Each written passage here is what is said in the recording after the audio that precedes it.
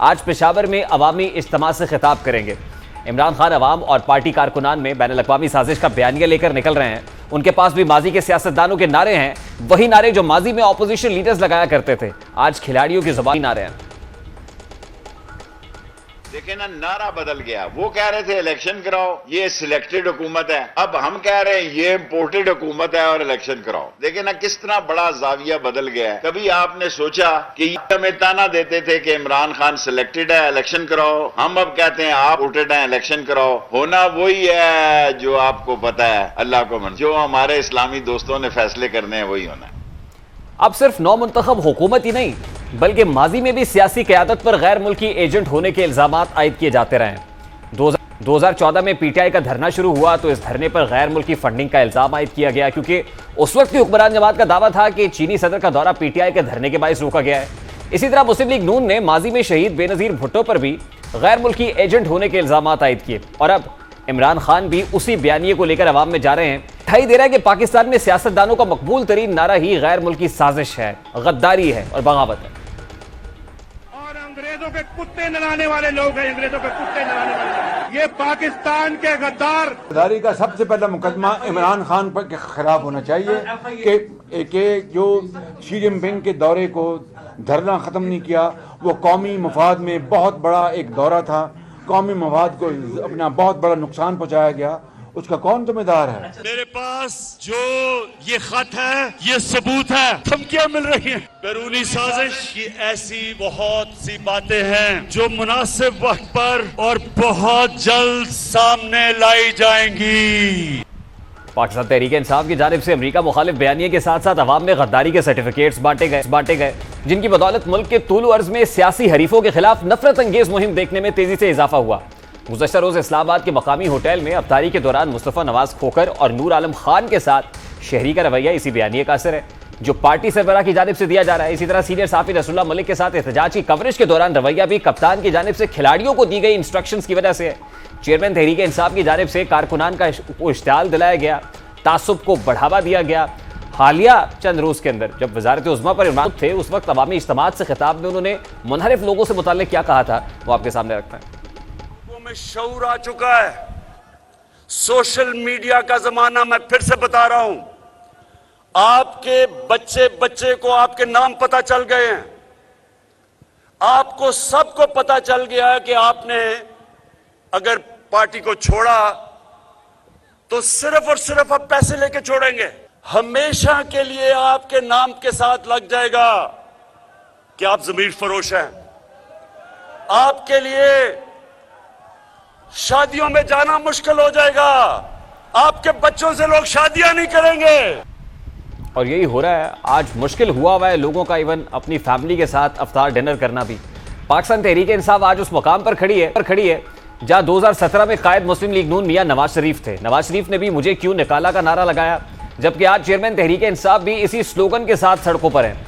आज कप्तान की पॉलिसी में बड़ी तब्दीली आई है, कप्तान के बयानात में तजादात वाजे हो रहे हैं। पाकिस्तान तहरीक इंसाफ के कारकुनान की जानिब से पाकिस्तानी पासपोर्ट जलाए जा रहे हैं, रियासत के खिलाफ नारेबाजी हो रही है, सोशल मीडिया पर इदारों की तज़हीक की जा रही है। पाकिस्तान तहरीक इंसाफ का दौरे हुकूमत जिसमें इदारों और इस्टेब्लिशमेंट के साथ मिसाली ताल्लुकात की बात होती थी, सेम पेज की बात होती थी, हाइब्रिड रजीम की बात होती थी, अब तहरीक इंसाफ बयानिया बना रही है कि हम अकेले हैं, हम अलहदा हो गए हैं, और यही बयानिया इदारों के खिलाफ नफरत अंगेज मुहिम की वजह बन रहा है। अब अगर इस तरह की हरकतें करनी है कि आप सुप्रीम कोर्ट के फैसले अगर आपको पसंद नहीं आए, यानी ये कहने की ये कोशिश कर रहे हैं कि अगर सुप्रीम कोर्ट इनके कहने के मुताबिक, इनकी मनपसंदी के मुताबिक फैसला नहीं करता तो इसका मतलब ये फैसला ही नहीं मानते, इसका मतलब सड़कों पे आ जाएंगे, मुल्क को रोक देंगे। यानी कोई मुल्क चल सकता है ऐसे, और इसका नुकसान किसको है? हमारे पाकिस्तानियों को। ये मुल्क से दुश्मनी हो रही है, ये मुल्क दुश्मन अनासर इस तरह की बातें करते। चेयरमैन तहरीक इंसाफ माजी में मिलिट्री इस्टेब्लिशमेंट, अदलिया और इलेक्शन कमीशन की तारीफें करते थे, क्योंकि अब वो ये तासुर देना चाहते थे कि इदारे उनके साथ खड़े हैं। मगर अब इमरान खान लाइन की दूसरी तरफ खड़े होने की कोशिश कर रहे हैं, जहां मुस्लिम लीग नून खड़ी थी। आज सरबराह पीटीआई अपने बयानिए के फरोग के लिए घुटन ज़दा माहौल में इंतशार, अनारकी और नफरत की सियासत को फरोग दे रहे हैं। सवाल यह कि क्या पॉलिसी तहरीक इंसाफ के लिए फायदेमंद होगी? क्या मौजूदा बयानिया लाइन क्रॉस करने वाली पीटीआई को सहारा दे पाएगा? नफरत के इस बयानिए को मोहब्बत में कैसे बदला जा सकता है? पाकिस्तान तहरीक इंसाफ इदारों, शख्सियात, सियासतदानों के खिलाफ जहां नफरतों को फरोग दे रही है, वही असम्बलियों से इस्तीफों के बाद एक और बहरान भी मौजूदा हुकूमत के लिए दर्द-ए-सर बन सकता है। अक्सरियती जमात ऑपोजिशन बेंचेस पर बैठने से इनकारी है, जबकि ईवान में इस वक्त सिर्फ 5 नशिस्तों वाली GDA वाहिद ऑपोजिशन जमात है। लेकिन PTI ने आईनी और कानूनी एतबार से कौमी असम्बली से इस्तीफे दिए ही नहीं है। न सिर्फ GDA बल्कि मुस्लिम लीग काफ जो है वो तो ऑपोजिशन की जमात है। इस्तीफे हाथ से लिखकर दिए होते PTI मेंबरान ने कंपोज इस्तीफे दिए हैं जो कि गैर आईनी और गैर कानूनी है। इस वक्त जो नौमंतखब हुकूमत है वो ये बयानियां बना रही है कि जो इस्तीफे दिए जा रहे हैं असल में वो पूरे नहीं है, लोग इस्तीफे देना नहीं चाहते और नेशनल असेंबली सेक्रेटेरिएट के ऊपर दबाव डाला जा रहा है कि रेजिग्नेशन एक्सेप्ट किए जाए। बहुत से हमारे दोस्त, हमारे कुलीग जो PTI से इलेक्टेड मेंबरान थे नेशनल असेंबली, उनका ये कहना है कि वो इस्तीफे नहीं देना चाहते और उनके इस्तीफे जबरदस्ती ला के जमा कराए गए हैं। यहाँ पे हमारे दोस्त डिप्टी स्पीकर साहब नेशनल असेंबली में तशरीफ रखते हैं, वो एक्टिंग स्पीकर हैं इस वक्त। अमले को, नेशनल असेंबली अमले को जबरदस्ती मजबूर किया जा रहा है कि वो ये इस्तीफे कबूल करें। अब इस वक्त पाकिस्तान तहरीक इंसाफ जल्द अज जल्द इंतखाबात का मुतालबा कर रही है। बसूरत दीगर वो ये धमकी भी दे रहे हैं कि आने वाले दिनों में 3 हफ्तों में अगर ऐसा ना हुआ तो हालात मजीद खराब हो जाएंगे। फवाद चौधरी साहब इससे मुताल्लिक क्या कह रहे थे आज, वो भी आपको दिखाते हैं। नवाज तो आज कह रही हैं कि सर्वे है कि इमरान खान के जाने के ऊपर लोग बहुत खुश हैं। अगर लोग खुश हैं तो फिर आपको फौरन इलेक्शन कराने चाहिए। आप अगर घोड़ा भी हाजिर है, मैदान भी हाजिर है, आप इलेक्शन कराएं, आपको लग पता जाएगा। बहरान बढ़ेगा, अगले 3 हफ्तों में ये बहरान इतना बड़ा हो जाएगा आप संभाल नहीं सकेंगे। मैं अभी भी वार्न करता हूँ, हमें ये बहरान को जिस तरीके से जा रहा है, ये 3 हफ्तों से 4 हफ्तों में बहरान इतना बड़ा हो जाएगा, ये सबके हाथ से निकल जाएगा। इससे पर बात करेंगे। इस वक्त पाकिस्तान तहरीक इंसाफ की रहनुमा अंदलीब अब्बास साहिबा ने हमें ज्वाइन किया है। अस्सलाम वालेकुम अंदलीब साहिबा, बहुत बहुत शुक्रिया आपके वक्त के लिए। अगर 3 हफ्तों में इंतखाबात नहीं होते तो आइंदा 3 हफ्तों के बाद हालात मजीद खराब हो जाएंगे। पाकिस्तान तहरीक इंसाफ की स्ट्रैटेजी क्या है? महाजराई और तसादुम चाहते हैं, इस पॉलिसी पर गामजन है आप?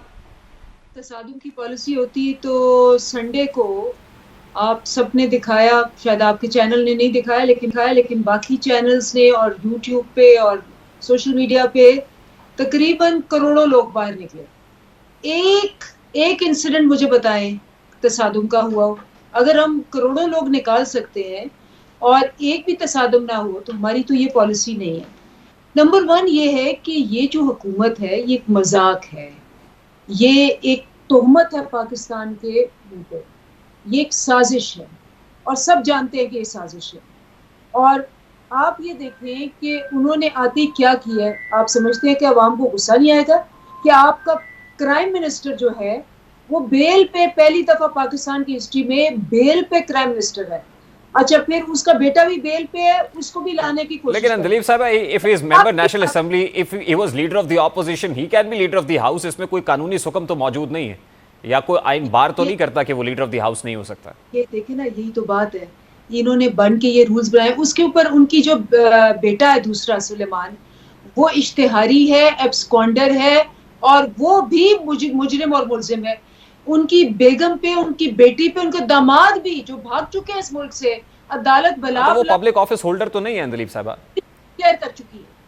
ना Salman Shahbaz public office holder है, ना Ali Imran public office holder है, ना उनकी एहलिया पब्लिक ऑफिस होल्डर है। जहां तक महाजराई और तसादुम की बात है, गुज़श्ता रोज भी हमने एक निजी होटल के अंदर एक मामला देखा, जब कारकुन मुश्तइल होंगे, उनको उकसाया जाएगा, तो फिर इसी तरह से होगा जो गुज़श्ता रोज भी हमने देखा। मतलब आप किस किस्म की, आपके बच्चे नहीं है, आपकी और कोई नहीं है? आप क्या कह रहे हैं कि एक खरीदे हुए, बिके हुए जमीर फरोश लोग जब वो बाहर गलियों में, रेस्टोरेंट्स में जाएंगे तो कोई भी उन पे आवाजें कर सकेगा? नहीं, उसका तरीकाकार ये होगा कि उनको गाली दी जाएगी, एब्यूसिव लैंग्वेज इस्तेमाल की जाएगी। नहीं, तो आप मुझे बताएं कि 22 करोड़ लोगों को आप कंट्रोल करेंगे? 22 करोड़ लोग जिनके जमीन, लेकिन अगर 22 करोड़ लोग आपसे इन्फ्लुएंस्ड हैं तो आप तो कंट्रोल कर रहे हैं ना, आपके कंट्रोल में तो है ना अंदलीब साहिबा। क्या आप अपनी अगली जनरेशन को, आप घर जाके अपने बच्चे को क्या कहेंगे कि बेटा अगर आपको कोई पैसे ऑफर करे तो आप बिक जाएं, या आप ये कहेंगे कि बेटा लानत ऐसे लोगों पे, ये जमीर फरोश होते हैं, ये लोटे होते हैं? Do you have any proof for that? अगर आप मुझसे पूछ रही हैं, सवाल कर रही हैं, तो मैं जवाब दूं। आपके पास कोई प्रूफ है कि किसी ने कोई पैसे लिए हैं या पैसे दिए गए हैं? मेरी बात सुने, सिंध हाउस पे क्या प्रूफ था? और बाय द वे, यूसुफ रजा गिलानी के 2 बेटों की वीडियोस जो पैसे देते हुए पकड़ी गई थी और हमने केस कर दिया था इलेक्शन कमीशन पे, आज साल हो गया है, उन्होंने मैं फैसला नहीं सुनाया। At this point in time मैं तो सिंध हाउस की अगर आप हवाला दे रहे हैं तो वहां पर किसने कितने पैसे पकड़े, इस तरह का कोई एविडेंस आपके पास है? मैं तो सिर्फ ये पूछ रहा हूं।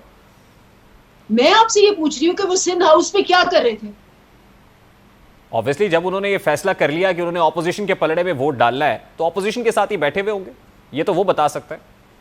ये सिर्फ आपका चैनल आप बता सकते हैं। अरे देखिए दिलीप साहब, ये तो फिर ये तो बायसनेस है। मेरा सवाल तो बड़ा सादा सा है ना जी। आप कभी भी ये शऊर ना आए कि आपने इकदार पे रहना है, मतलब आप सोचे कहाँ छुपेंगे। वो एक नवाज शरीफ है जो आपके फेवरेट हैं, वो बाहर निकलते हैं लंदन में अपने फ्लैटों के अंदर, वो कैद है। नहीं, दिस इज अनजस्टिफाइड दिलीप साहब, ये मत कीजिए। देखिए मेरा शो पैनल शो नहीं है,